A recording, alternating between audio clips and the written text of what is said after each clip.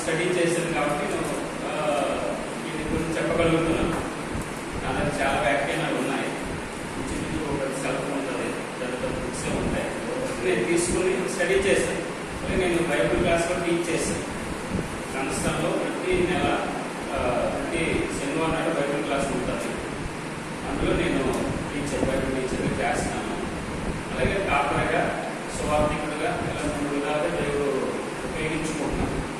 సరే, ఏమైనా మనం అంత జ్ఞానవంతులు తెలియదు కదా. నాకు నేను చేసిన స్టడీని బట్టి నేను తెలుసుకున్న విషయాలు చెప్తున్నాను. కానీ మీరు అర్థం చేసుకొని ఏ విధంగా మరి దాన్ని తీసుకున్నప్పుడు అది అయితే వేయాల పరిపాలన గురించి ముఖ్యంగా 3 అభిప్రాయాలు ఉన్నాయి పండితుల మధ్య. చాలా ఉన్నాయి, అందుకు ముఖ్యంగా 3 ఉన్నాయి. ఒకటి పోస్ట్ మిలేనియం. మిలేనియం అంటే శతాబ్ది లేదా 1000 ఏళ్ల పాలన అని అర్థం. పోస్ట్ మిలేనియం అంటే ఆల్రెడీ 1000 ఏళ్ల పాలన అయిపోయింది అంటారు వారి వాదన ప్రకారం. అమెరికన్ అంటే వాళ్ళు ప్రకారం వాళ్ళు అనుకున్న దాని ప్రకారం ఏంటంటే 1000 ఏళ్ల పరిపాలన అనేది ఇప్పుడే ఉపమానంగా ఉంది. అంటే ఇదే సంఘ పరిపాలన 1000 ఏళ్ల పరిపాలన అని వాదిస్తారు. నిలుపుడు ఎక్కువ మంది ఉన్నారు. ఇంకో పండితుల వర్గం ఏంటంటే ప్రీమిలేనియం అంటారు. ప్రీమిలేనియం అంటే 1000 ఏళ్ల పరిపాలన ఇదే కాదు, ఇంకా ఉంది, అది జరగబోతుంది. అందుకే స్త్రీలు ఎప్పటికీ ఉన్నారు, వారు ఎప్పటికీ దానికోసం ప్రయత్నిస్తున్నారు అనేది ఎక్కువ మంది విశ్వసిస్తున్న మాట. అయితే దీని గురించి మరి బైబిల్లో ఉందా అనే దానికి నేను వివరణిస్తున్నాను. కొద్దిసేపు ఆలోచన చేయండి, మనం ఒకసారి తెలుసుకోండి. ఒకసారి ప్రకటన 25 చూద్దాం. ప్రకటన గ్రంథంలో దేవుడు ఒక మాట చెప్తారు యోహాను గారు, నువ్వు చూచిన వాటిని, విన్న వాటిని, జరగబోకు వాటిని. అంటే ఇక్కడ చూచినవి, విన్నవి, జరగబోని 3 ఉన్నాయన్నమాట ప్రకటన గ్రంథంలో. ఏంటి చూచినవి అంటే సంఘాల గురించి అన్ని చూసినవి, ఆయన గురించి ఏదైతే ఆయన విన్నాడో ఆ విన్నవి. జరగబోయేవి కూడా ఇందులో ఉన్నాయి, ప్రకటన గ్రంథం ఉన్నాయని అనేక మంది పండితుల అభిప్రాయం. నా అభిప్రాయం, నా సొంత అభిప్రాయం నేను చెప్పట్లేదు, అది నేను స్టడీ చేసిన దాన్ని బట్టి చెప్తున్నాను. సో ఒకసారి అది చదువుదాం.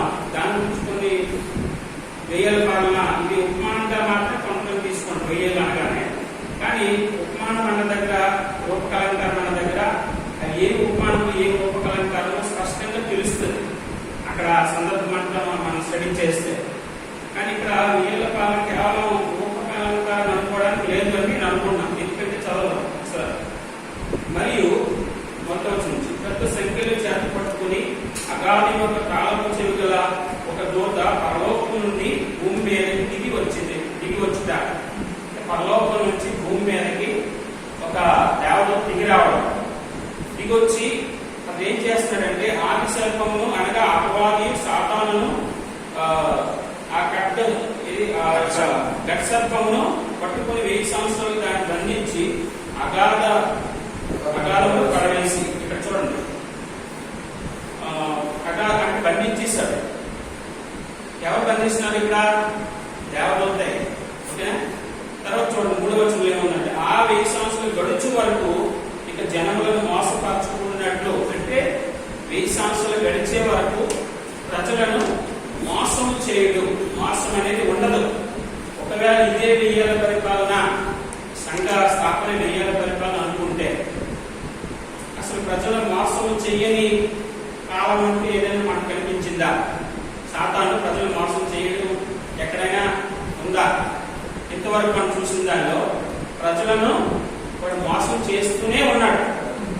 మరి ఇదే 1000 ఏళ్ల పరిపాలన ఇప్పుడే అని మనం అనుకుంటే అలా జరగకూడదు. అవునా కాదా? ఆ 1000 ఏళ్ల పరిపాలనలో ఖచ్చితంగా ప్రజల మోసం చేస్తున్నటువంటి సాతాను తీసివేయబడతాడు భూమి మీద నుంచి. అర్థమవుతుందండి? భూమి మీద ప్రజల మోసం చేసేటటువంటి ఆ దుష్టుడు ఉండడు, తీసివేయబడతాడు, బంధించబడతాడు. ఎక్కడ? అది అగాధములో. అగాధములో అంటే అగాధం గురించి మళ్ళా అగాధంలోకి దూతలు పంపేది దుష్టశక్తులు పంపించడం, తిరిగి విడిపించడం లాంటివి కనిపిస్తుంది మనకు. ఒకసారి చూద్దాం. అదే ప్రకటన 9వ అధ్యాయము 1వ వచనం కూడా చూడండి. అగాధం అంటే నరకమని కాదు. అగాధం అంటే అక్కడ కొద్ది కాలము దూతలు బంధించబడిన ఒక శిక్షా ప్రదేశం కనిపిస్తారు. 9వ అధ్యాయం చూడండి. 5వ దూత బోధ ఊదినప్పుడు ఆకాశం నుండి భూమి మీద ఒక నక్షత్రంలో చూసి తిని అగాధం యొక్క తాళపు చెవి అతనికి ఇవ్వబడింది. అతడు అగాధము తెరవగా పెద్ద భూమిలో నుండి లేచి పొగ వంటి పొగ ఆ అగాధం నుండి లేచెను. ఆ అగాధములో పొగ చేత సూర్యుడిని వాయుమండలంలో చీకటిని కమ్మెను. చూడండి, ఇక్కడ అగాధం తెరవడం, అగాధం మూయడం కనిపిస్తుంది. అదవుతుందా?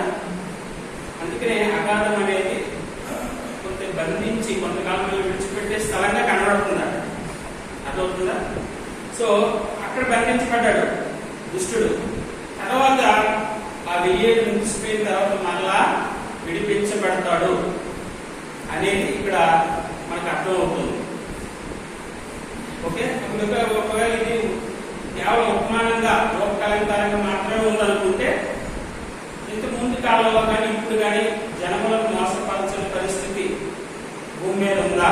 సాతానుడు ప్రజలను మోసపరచిన పరిస్థితి ఎక్కడైనా భూమి మీద మనకు కనిపిస్తుందా అంటే మనకు ముందుగా ఇప్పుడుగా కనిపించలేదు. భవిష్యత్తులో జరగాలి. జరగకపోతే తప్పు అయిపోయినట్లే. ఖచ్చితంగా వాక్యం తప్పాలి, ఖచ్చితంగా జరిగేది. అదవుతుందా? సో జనములను మోసపరచని దుష్టుడు ఖచ్చితంగా భూమి మీద నుంచి లేకుండా చేస్తాడా? అప్పుడు తెలుస్తుంది దేవుడి రాజ్యం అంటే ఎలా ఉంటుందో ప్రజలకు అర్థమయ్యేటట్టు చేస్తాడు. పరలోకంలో ఎలా పరిపాలన జరుగుతుందో భూమి మీద ముందుగానే శాంపుల్ గా చూపిస్తాడు. రాజుగా ఆయన పరిపాలిస్తే ఎలా ఉంటుందో భూమి మీద ముందుగానే తెలియాలి. తెలియాలంటే ఖచ్చితంగా 1000 ఏళ్ల పరిపాలన భూమి మీద జరిగి తీరాలి. అది జరగకపోతే అర్థమవుతుందా?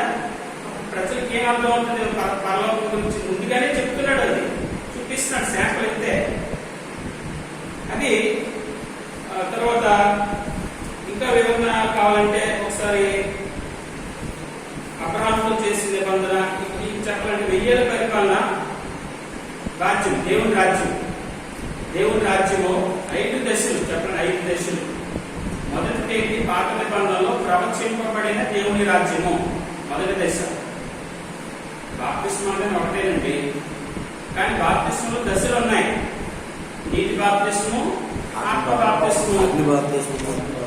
సో అలాగా ఒకటే బాప్తిస్మం, కానీ అందులో దశలు ఉన్నాయి. అలా దేవుని రాజ్యం అంటే ఒకటే. దేవుని రాజ్యాలు అనేకమైనవి లేవు, కానీ అందులో దశలు ఉన్నాయి. ఓకేనా? సో ముందుగా పాత నిబంధనలో దేవుని రాజ్యం గురించి ప్రవచించబడింది. దేవుని రాజ్యం. దానికి చాలా వచనాలు ఉన్నాయి. అవన్నీ కొన్ని వచనాలు చూద్దాం. ప్రవచింపబడిన దేవుని రాజ్యం గురించి మీరు 3వ అధ్యాయము 5వ వచనాలు చూద్దాం. 2వ దశ సమీపించిన పరలోక రాజ్యం. యేసుక్రీస్తు వారు చెప్పారు కదా, ఇదిగో పరలోక రాజ్యము సమీపించింది. అది 2వ దశ. 3వ దశ ఏంటంటే, 3వ దశ మధ్యంతర లేదంటే సంఘ పరిపాలన. సంఘ కోణంలో సంఘ పరిపాలన కూడా 1000 ఏళ్ల పరిపాలనగా, ఆత్మీయంగా, భౌతికంగా కాదు, అంటే గట్టి కనిపించేదిగా లేదు. అది మధ్యంతర పరలోక రాజ్యము 3వ దశ లేదా సంఘ పరిపాలన. తర్వాత అంటే ఇక్కడ యేసుప్రభువు రాజుగా ప్రజల హృదయాల్లో పరిపాలిస్తున్నాడు, ప్రత్యక్షంగా కాదు. అర్థమవుతుందండి? సంఘ పరిపాలన